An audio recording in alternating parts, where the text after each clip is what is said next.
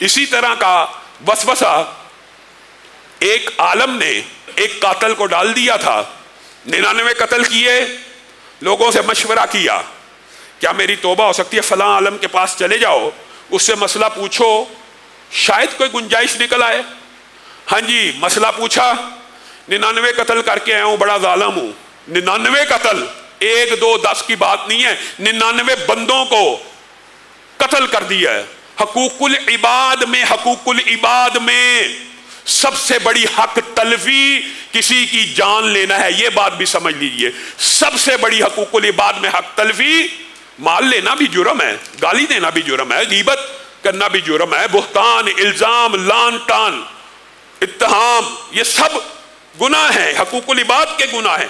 لیکن ان میں سے سب سے بڑا گناہ حقوق العباد کا کیا ہے؟ کسی بندے کو قتل ہی کر دینا۔ اس سے بڑا حقوق العباد میں کسی بندے کی حق تلفی نہیں ہو سکتی کہ اس بندے کو قتل ہی کر دیا گیا اور اس بندے کے اعمال کا سلسلہ ہی منقطع کر دیا گیا، اور اس بندے نے شاید توبہ کرنی ہو، اس کو موقع ہی نہیں دیا گیا، اور اس بندے نے شاید کوئی نیکی کرنی ہو، اس کو موقع ہی نہیں دیا گیا، عالم کے پاس پہنچ گیا۔ ہاں جی، 99 قتل کیے، بڑا ظالم ہے، بڑا فاسق ہے، بڑا بے ایمان ہے، بڑا ایسے ہے، وہ ہے، تجھے معافی نہیں مل سکتی۔ انسان کی نیچر ہی ایسی تھی، ہے ہی ظالم جابر قسم کا بندہ تھا۔ اس کو غصہ آ گیا، اگر معافی 99 سے نہیں ملنی تو تجھے بھی کر دیتا ہوں، 100 پورا سینچری پوری کر دیتا ہوں، ایک اور کرنے سے کیا فرق پڑ جائے گا۔ لیکن جیسے قتل کیا پھر نادم ہو گیا، پہلے 99 معاف کروانا چاہتا تھا، اب ایک عالم کے ہاتھ سے خون سے بھی ہاتھ رنگے گئے ہیں، اب تو میں بہت بڑا شقی القلب ہو گیا ہوں، میری انتہا ہو گئی ہے۔ پھر مشورے کرنے لگا، کہا اس سے بڑا ایک عالم ہے فلاں علاقے میں، چلا جا اس سے مشورہ کر۔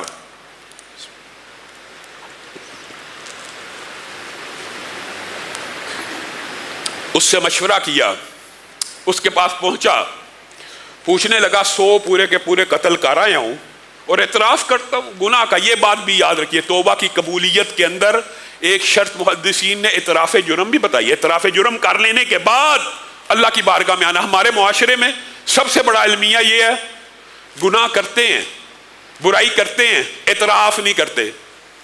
موسیقی سنتے ہیں، جی موسیقی گناہ ہی نہیں، اعتراف ہی نہیں گناہ کا۔ شرک و بدعت کے چکر میں پڑے ہوئے ہیں، شرک و بدعت گناہ ہی نہیں لگتا۔ جب گناہ ہی نہیں لگتا تو توبہ کی توفیق ہی نہیں ملتی۔ جب اعتراف ہی نہیں، جب تک بندہ اعتراف کا حوصلہ دل میں پیدا نہیں کرتا اور گناہ کو گناہ نہیں سمجھتا، پھر توبہ کی توفیق بھی نہیں ملتی۔ کہنے لگا اب میری توبہ ہو جائے گی، سچے دل سے نادم ہے؟ ہاں سچے دل سے نادم ہوں، واقعی توبہ کرنا چاہتا ہے۔ میں تجھے یہ بات کہتا ہوں کہ میرے علم کے مطابق اللہ رب العزت نے توبہ کا دروازہ بند نہیں کیا، تو توبہ کر، بقیہ زندگی فلاں بستی میں جا کے گزار، جو نیک لوگوں کی بستی ہے ان کی صحبت میں رہ، اچھے لوگوں کی صحبت میں رہ۔ یہ جو محدثین نے ابواب قائم کیے ہیں، اس حدیث سے یہ بات بھی ملتی ہے کہ جب پھر انسان گناہ چھوڑے تو پھر بری صحبت بھی چھوڑ دے۔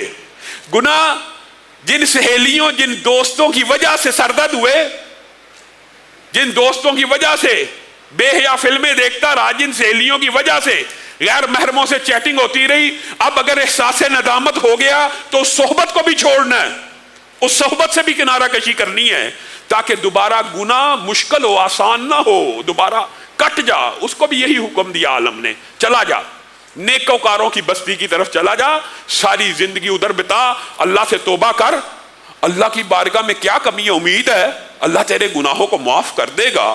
اس بندے کے دل میں ندامت کا احساس جاگا کہ اچھا ابھی بھی گنجائش موجود ہے۔ لوگوں، 100 بندوں کے قاتل اور حقوق العباد کی سب سے بڑی حق تلفی کرنے والے کے بارے میں کہہ رہا ہوں، اس کے دل میں بھی یہ دل میں احساس جاگ گیا، اچھا میری توبہ قبول ہو سکتی ہے۔ عالم کی انسٹرکشن کے اوپر عمل کرتے ہوئے چل پڑا، ابھی چند قدم چلا اس نیکوکاروں کی بستی کی طرف، چند قدم، ملک الموت آ گئے، روح کو قبض کر لیا گیا۔ اب دیکھیے حدیث کے الفاظ ہے اور ہمارا ایمان ہے، حدیث بھی وہی کی ایک قسم ہے۔ نیکی کے فرشتے دوڑتے ہوئے آئے، ہمارا بندہ ہے۔ برائی کے فرشتے کہنے لگے ہمارا بندہ ہے۔ نیکی کے فرشتے کہنے لگے توبہ کی نیت کر چکا تھا، اور اللہ کا یہ قانون ہے جب نیکی کی نیت ہو جائے اس نیکی کو لکھ دیا جاتا ہے۔ سبحان اللہ۔ برائی کے فرشتے کہنے لگے ابھی نہ نیکوکاروں کی بستی میں پہنچا نہ نیکی کا عمل شروع کیا، تمہارا بندہ کیسے ہوگا؟ 100 بندوں کا قاتل ہے، عالم بھی ایک شامل ہے، یہ ہمارا بندہ ہے۔ اللہ رب العزت نے رسول اللہ کو وحی کے ذریعے اطلاع دی ہے اس حدیث کے اندر کہ ایک انسان کو جو ہے فرشتہ تھا انسانی شکل میں، اس کو ثالث مقرر کیا گیا، اور اللہ ہی نے ان کو اس فیصلے کا طریقہ سمجھایا اور بتلایا۔ ایک فرشتے کو ثالث مقرر کرتے ہیں، آپ فیصلہ کیجئے بندہ ہمارا ہے یا بندہ برائی کے فرشتوں کا۔ انشاءاللہ قبر کے باب کے اندر یہ تفصیلاً بیان کریں گے کہ موت کے بغیر اچھائی کے اور برائی کے فرشتے کس عالم میں آتے ہیں۔ ہمارا عقیدہ اور قرآن پاک کی آیات بھی اس بات کے اوپر دلالت کرتی ہیں۔ عالم برزخ کا جو پہلا منظر انہی فرشتوں کی آمد کا ہوتا ہے۔ کہا زمین کو ناپ لو، اس فرشتے نے فیصلہ یہ مقرر کیا کہ زمین کو ناپا جائے، اگر برے لوگوں کی بستی کے قریب ہوا، چند قدم تو نکلا تھا، تو برائی کے فرشتے لے جائیں گے، اور اگر نیکوکاروں کی بستی کے قریب ہوا تو نیکوکاروں کے فرشتے لے جائیں گے۔ فرشتے نے فیصلہ سنا دیا، اور اللہ تعالیٰ نے زمین کو حکم دیا کہ اس بندے کی میت کو لے کر نیکوکاروں کی بستی کی طرف سمٹ جا۔ جب پیمائش کی گئی تو نیکوکاروں کی بستی کا فاصلہ کم تھا، نیکیوں کے فرشتے اس 100 قاتل کو بھی لے گئے۔ وجہ نیت نیک تھی، نیت کے اندر توبہ موجود تھی، اخلاص نیت سے، خلوص نیت سے نادم تھا، شرمندہ تھا۔